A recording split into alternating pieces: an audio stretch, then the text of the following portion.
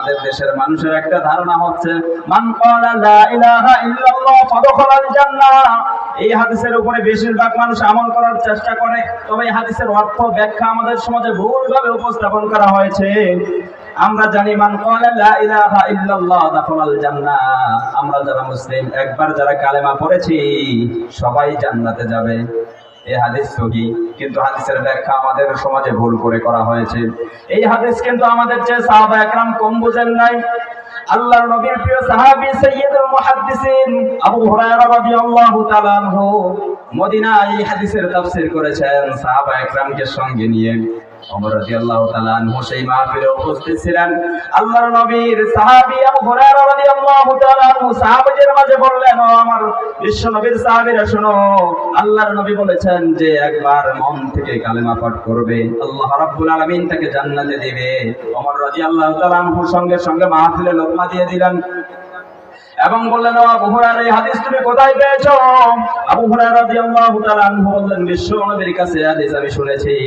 আবু হুরায়রাকে নিয়ে ওমর রাদিয়াল্লাহু তাআলা আনহু বিশ্ব নবীর কাছে গেলেন। বিশ্ব নবীকে গিয়ে বললেন, ইয়া রাসূলুল্লাহ সাল্লাল্লাহু আলাইহি ওয়াসাল্লাম, আল্লাহর নবী আপনি কি কোনদিন বলেছেন একবার যে ব্যক্তি কালেমা পাঠ করবে তাকে জান্নাত দেওয়া হবে? আল্লাহর নবী সাল্লাল্লাহু আলাইহি সাল্লাম বললেন, হ্যাঁ আমি বলেছি একবার কালেমা পড়লেই তাকে জান্নাত দেওয়া হবে। সঙ্গে সঙ্গে ওমর রাদিয়াল্লাহু তাআলা আনহু জিজ্ঞেস করলেন, ইয়া রাসূলুল্লাহ সাল্লাল্লাহু আলাইহি ওয়াসাল্লাম, আপনি যে বললেন মান ক্বালা লা ইলাহা ইল্লাল্লাহ ফাদখালাল জান্নাহ, আপনি ফাদখালাল জান্নাহ কেন বললেন? আপনি যদি বলতেন মান ক্বালা লা ইলাহা ইল্লাল্লাহ দাখালাল জান্নাহ ইয়াদখুলুনাল জান্নাহ, সে জান্নাতে প্রবেশ করবে, আপনি ফাদখালাল জান্নাহ কেন বললেন?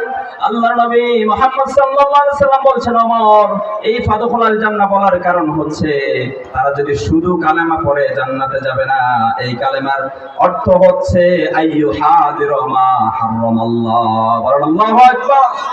এই কালেমার দাবি হচ্ছে আইয়ুহাদিরু মা হারামাল্লাহ, আল্লাহ যা আদেশ করেছে এই আদেশটা যারা 100% মানবে, আল্লাহ যা নিষেধ করেছেন এই নিষেধ যারা 100% মানবে, ওই লোকগুলো কেবল কালেমা পড়লে জান্নাতে যাবে। বলেন সুবহানাল্লাহ।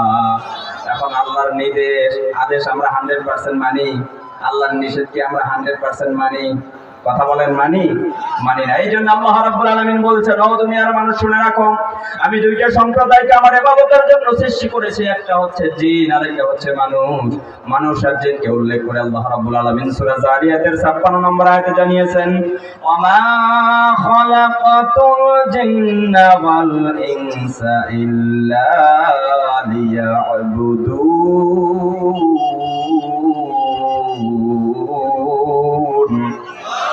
আল্লাহ বলেন, আমি জিন আর মানুষকে কেবলমাত্র শুধুমাত্র একমাত্র আমার ইবাদতের জন্য সৃষ্টি করেছি। এই জিন আর মানুষকে আল্লাহ রাব্বুল আলামিন সতর্ক করে দিয়ে আবারও জানিয়ে দিচ্ছেন সূরা রহমানে 35 নম্বর আয়াতে আল্লাহ রাব্বুল আলামিন জানিয়ে দিয়েছেন, ইয়া মাশারুল জিন্নি ওয়াল ইনস ইন ইসতাতাতুম আন তানফুযু মিন আকতারিস সামাওয়াতি ওয়াল আরদ ফানফুযু লা তানফুযুনা ইল্লা বিসুলতান فبأي آلاء ربكما تكذبان। আল্লাহ বললেন, ইয়া মাশারুল জিন্নি ওয়াল ইনস, হে জিন আর মানুষেরা, ইন ইসতাতাতুম, যদি তোমাদের ভালো না লাগে, আমার নিয়ম নীতি, আমার সিদ্ধান্ত, আমার বিধিবিধান যদি তোমাদের ভালো না লাগে, ফানফুযু, বেরিয়ে যাও আমার এই সৃষ্টির এরিয়া থেকে, আমার এই আকাশ সীমা থেকে বের হয়ে যা। এখন বলেন তো, আল্লাহর এই সৃষ্টির এরিয়া, আল্লাহর এই আকাশ সীমা থেকে বের হয়ে যাওয়ার আপনার আমার কোনো রাস্তা আছে? এই জায়গায় থাকতে হবে। এই জন্য গোলামি একজনের করতে হবে, তিনি কে? আল্লাহর গোলামি করব তো আমরা, আল্লাহর গোলামি আমরা সবাই করব। অনেক কয়েকটা বিষয় আমাকে আগেই দেওয়া হয়েছিল, বেদাতের বিষয়ে, এরপরে শিরকের বিষয় এবং মা বোনদের ব্যাপারে। এতগুলো হবে না, সংক্ষেপে যতটুকু পারি এখন মা বোন এবং বেদাত শিরক সবকিছুর মানে সামারাইজ করে যতটুকু পারা যায় বলার চেষ্টা করব ইনশাআল্লাহ। মা বোনেরা, আপনাদের কাছে